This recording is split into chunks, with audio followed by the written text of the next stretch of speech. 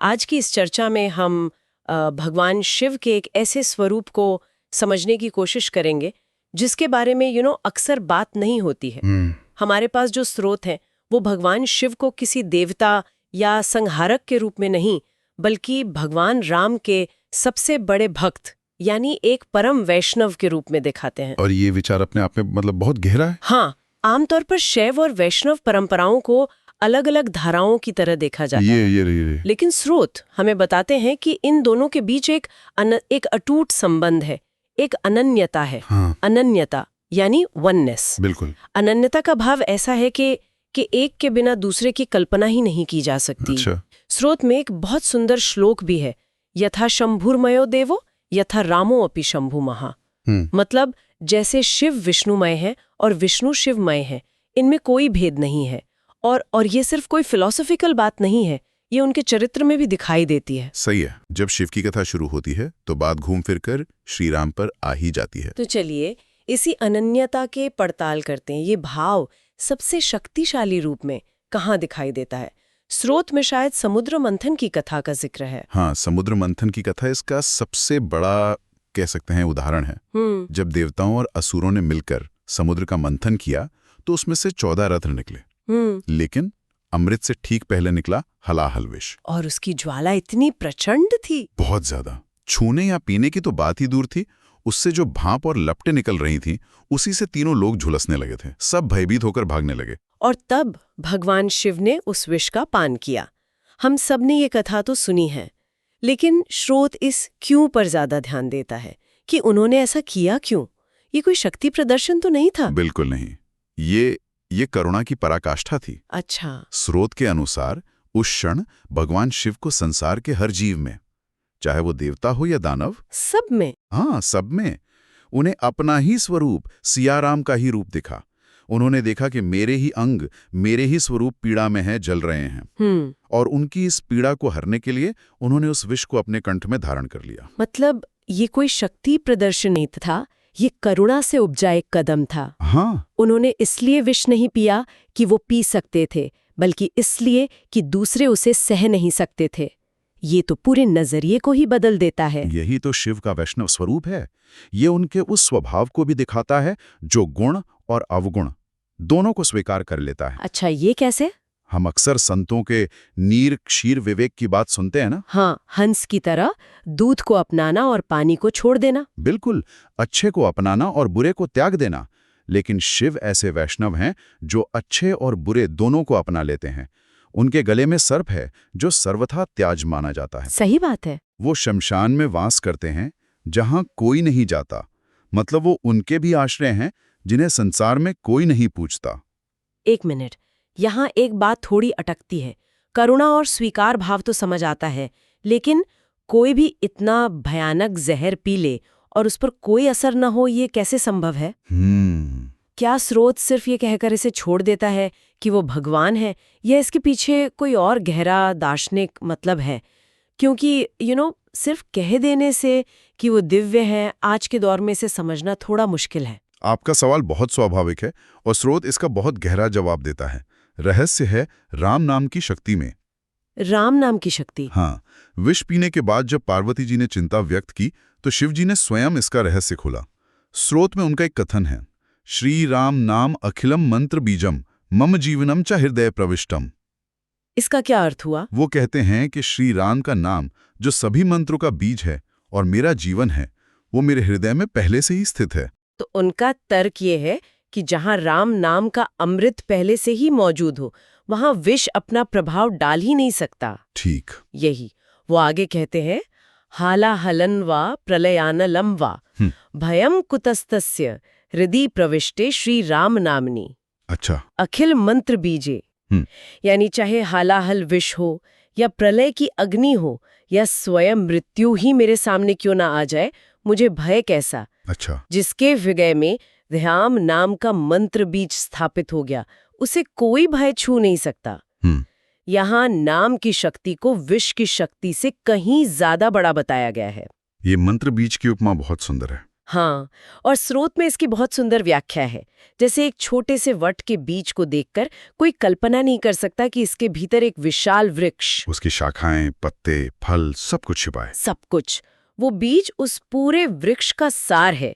ठीक वैसे ही राम, ये 2 अक्षर का नाम, पूरे ब्रह्मांड का सार है, उसका बीज है। जिसने उस नाम रूपी बीज को अपने हृदय में धारण कर लिया, उसके लिए भय कैसा? फिर तो मीरा जी विष पिएं तो वो अमृत बन जाता है, और प्रहलाद जी अग्नि में बैठे तो वो शीतल हो जाती है। बिल्कुल। इसके मूल में यही भगवत नाम का विश्वास था। शिव और राम का ये संबंध, ये सिर्फ भक्त और भगवान का नहीं लगता, इससे कहीं ज्यादा जटिल और बहुआयामी है। स्रोत में इसे 3 रूपों में बताया गया है, सेवक, स्वामी और सखा। ये कैसे संभव है? यही तो इस संबंध की अद्भुत सुंदरता है। ये त्रिविध संबंध हैं जो एक ही व्यक्ति में मिलते हैं। हनुमान के रूप में वो राम के सेवक हैं और ऐसी सेवा की है जिसका कोई वर्णन नहीं हो सकता। वो राम के सखा यानी मित्र भी हैं और सबसे अनोखा संबंध स्वामी का है, जहां वो राम के भी ईश्वर हैं। हाँ, एक ही समय में किसी का दास भी होना, मित्र भी होना और स्वामी भी होना, ये लौकिक संबंधों की कल्पना से परे है। हाँ, और रामेश्वरम की कथा तो हम सब ने सुनी है, पर स्रोत यहाँ एक बहुत ही बारीक नुक्ता पकड़ता है जो इस एक शब्द में ही छिपा है। बिल्कुल। ये सिर्फ एक नाम नहीं है, ये अपने आप में एक पूरा संवाद है ना? आपने बिल्कुल सही पकड़ा। ये एक शब्द में छिपा हुआ एक पूरा संवाद है, जहां भक्ति और प्रेम की पराकाष्ठा दिखाई देती है। जब श्री राम लंका पर चढ़ाई के लिए सेतु बना रहे थे, तो उन्होंने सबसे पहले समुद्र तट पर बालू का एक शिवलिंग बनाया, उसकी पूजा की और उसका नाम रखा रामेश्वरम। और यहीं से ये अद्भुत संवाद शुरू हुआ। हाँ, यहीं से। देखिए, संस्कृत और हिंदी में समास होता है। हाँ, शब्दों को जोड़ने का एक तरीका। बिल्कुल, लेकिन आप उन्हें कैसे जोड़ते हैं, इससे उसका मतलब पूरी तरह बदल सकता है। तो जब राम ने रामेश्वरम नाम रखा, तो वहां मौजूद संतों और भक्तों के बीच ये चर्चा हुई कि इसका अर्थ क्या है। अच्छा, तो पहला अर्थ राम ने दिया। हाँ, श्री राम के अनुसार इसका अर्थ था रामस्य ईश्वरः, यानी जो राम के ईश्वर हैं।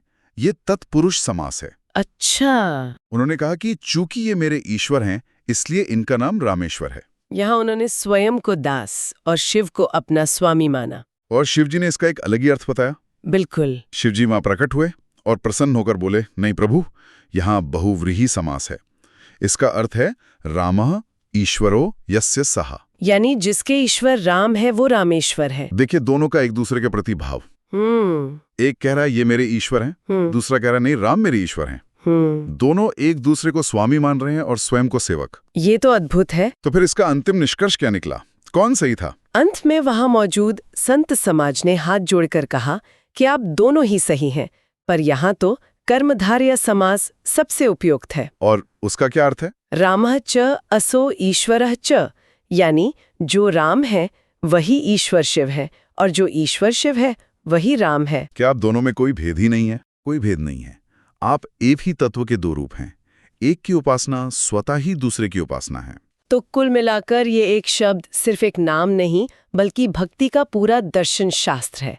ये बताता है कि जब भक्ति गहरी होती है तो भक्त और भगवान का भेद मिट जाता है। और इसी अभेद, इसी एकता के कारण स्रोत में भगवान शिव को भक्ति का भंडारी कहा गया है। भंडारी? हाँ, भंडारी वो होता है जिसके पास भंडार की चाबी होती है। तो ये भंडारी वाली बात उसी स्वभाव से जुड़ती है जिसका जिक्र आपने शुरू में किया था, कि वो गुण अवगुण दोनों को अपनाते हैं। बिल्कुल। तो क्या इसका मतलब ये है कि भक्ति के भंडार में हर तरह के साधक के लिए जगह है? बहुत सुंदर कनेक्शन है ये। बिल्कुल यही मतलब है। जैसे किसी बड़े यज्ञ में एक भंडार गृह होता है और उसकी चाबी एक व्यक्ति के पास होती है। उसके अनुमोदन के बिना भंडार से कुछ नहीं निकल सकता। वैसे ही भक्ति रूपी भंडार के भंडारी भगवान शिव हैं, और चूंकि वो आशुतोष हैं, यानी जल्दी प्रसन्न होने वाले, हाँ, इसलिए वो किसी साधक का कुल, जाति, गुण या अवगुण नहीं देखते। उनके लिए हर जीव पात्र है। क्या इस बात का कोई प्रमाण है?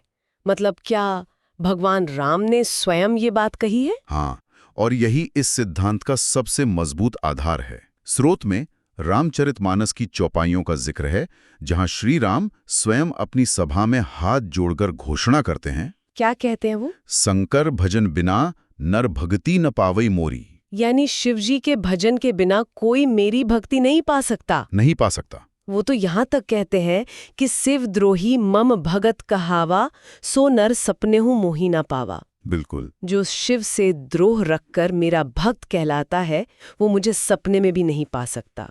ये तो बहुत बड़ी और निर्णायक बात है। यह बात इस सिद्धांत को स्थापित करती है कि भक्ति के मार्ग पर आगे बढ़ने के लिए शिव की कृपा अनिवार्य है। चाहे किसी के कोई भी इष्ट हों, उनकी कृपा के बिना भक्ति का द्वार नहीं खुलता। जो शिव से विमुख होकर राम की भक्ति चाहता है, उसकी बुद्धि को स्रोत में मूढ़ बताया गया है। वो भक्ति के मार्ग के द्वारपाल हैं। अगर शिवजी के अनुमोदन के बिना भक्ति का द्वार खुल ही नहीं सकता, तो फिर अगला सवाल ये उठता है कि उन्हें प्रसन्न कैसे किया जाए? उनकी कृपा पाने की चाबी क्या है? क्या स्रोत इस पर कोई रोशनी डालता है? बिल्कुल। और इसका जवाब बहुत बहुत सरल है। कुंजी है प्रेम। प्रेम? हाँ। स्रोत में शिव पार्वती संवाद का उल्लेख है। जब पार्वती जी पूछती हैं कि भगवान को पाने का सबसे श्रेष्ठ, सरल और सुगम उपाय क्या है, ज्ञान, योग, वैराग्य या कुछ और, तो शिव जी कहते हैं, हरि व्यापक सर्वत्र समाना, प्रेम ते प्रगट हो ही में जाना। यानी भगवान है तो सब जगह, पर प्रकट वहीं होते हैं जहां प्रेम होता है। हाँ, वो कहते हैं कि वैकुंठ या क्षीर सागर में तो वो रहते ही हैं, पर उनका प्राकट्य, उनका आविर्भाव भक्त के हृदय के प्रेम से होता है। अच्छा। प्रेम ही वो चुंबक है जो भगवान को खींच लाता है। और इस प्रेम के मार्ग की मर्यादा की रक्षा के लिए उन्होंने स्वयं एक बहुत बड़ा त्याग किया। सती की कथा इसका सबसे बड़ा और मार्मिक उदाहरण है। हाँ, ये एक बहुत ही दुखद प्रसंग है। बहुत मार्मिक प्रसंग है। जब सती ने अपने पिता दक्ष के यज्ञ में बिना बुलाए जाने की जिद की तो शिवजी ने मना किया, पर वो नहीं मानी। वहां जब उन्होंने अपने पति का अपमान देखा तो स्वयं को योगाग्नि में भस्म कर लिया। लेकिन स्रोत एक और गहरे कारण की ओर इशारा करता है। इससे पहले जब राम वनवास में थे तो सती ने सीता का रूप धरकर उनकी परीक्षा लेने की कोशिश की थी। और शिवजी ने इसे अपने इष्ट का अपमान माना था। बिल्कुल। उनके लिए ये सिर्फ एक गलती नहीं थी, ये भक्ति के मार्ग की मर्यादा का उल्लंघन था। स्रोत बताता है कि शिवजी ने उसी क्षण मन ही मन सती का पत्नी के रूप में त्याग कर दिया। उसी क्षण? हाँ, उन्होंने ये संकल्प ले लिया कि अब इस शरीर से उनसे पति पत्नी का संबंध नहीं रहेगा। ये कोई छोटा मोटा निर्णय नहीं था, ये अपने इष्ट के सम्मान के लिए अपने सबसे प्रिय व्यक्ति का त्याग था। ये सवाल ये सच में सोचने पे मजबूर करता है।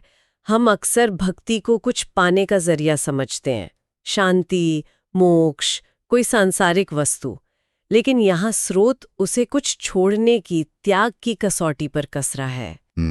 ये वाकई एक बहुत ही चैलेंजिंग आइडिया है। और स्रोत इस कथा को हम सबसे जोड़ता है। वो ये सवाल खड़ा करता है कि भगवान शिव ने तो अपने इष्ट के सम्मान के लिए अपनी पत्नी का त्याग कर दिया। हम सब भगवान को पाना चाहते हैं, उनका प्रेम पाना चाहते हैं, पर हमने उनके लिए क्या त्यागा है? सही बात है। क्या हमने अपने भीतर की कोई एक बुरी आदत भी छोड़ी है, कोई दुराचरण छोड़ा है, यहां तक कि किसी दूसरे के लाभ के लिए अपनी कोई छोटी सी हानि भी की है? स्रोत ये प्रश्न खड़ा करता है कि बिना त्याग के भक्ति का दावा खोखला है। ये मार्ग पाने का नहीं, पहले कुछ देने का है, कुछ छोड़ने का है। तो आज हमने भगवान शिव को एक बिल्कुल अलग दृष्टिकोण से देखा।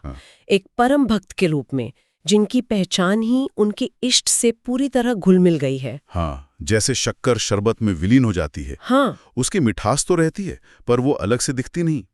वैसे ही शिव की चर्चा में राम की चर्चा स्वाभाविक रूप से आ जाती है। बिल्कुल। उनका चरित्र हमें भक्ति के कई आयाम दिखाता है, चाहे वो सारे संसार को सिया राममय देख विष पी लेना हो, राम नाम में अटूट विश्वास हो, या फिर अपने इष्ट के सम्मान के लिए सर्वोच्च त्याग करना हो। अंत में स्रोत उन्हें विश्वास का साक्षात स्वरूप बताता है। एक प्रसिद्ध वंदना है, भवानी शंकरो वंदे श्रद्धा विश्वास रूपिणो। हाँ, मैंने सुनी है। इसमें भवानी यानी पार्वती को श्रद्धा का रूप कहा गया है और भगवान शंकर को विश्वास का। और बिना श्रद्धा और विश्वास के भक्ति का मार्ग शुरू ही नहीं हो सकता। और स्रोत में यह भी कहा गया है कि भगवान शिव भक्ति के मार्ग की रक्षा करते हैं। ये बात एक दिलचस्प विचार छोड़ जाती है कि क्या एक परम भक्त का काम सिर्फ मार्ग पर चलना होता है, या फिर चलते चलते वो दूसरों के लिए स्वयं ही मार्ग बन जाता है? क्या भक्ति की पराकाष्ठा यही है कि भक्त स्वयं ही भक्ति का धाम बन जाए?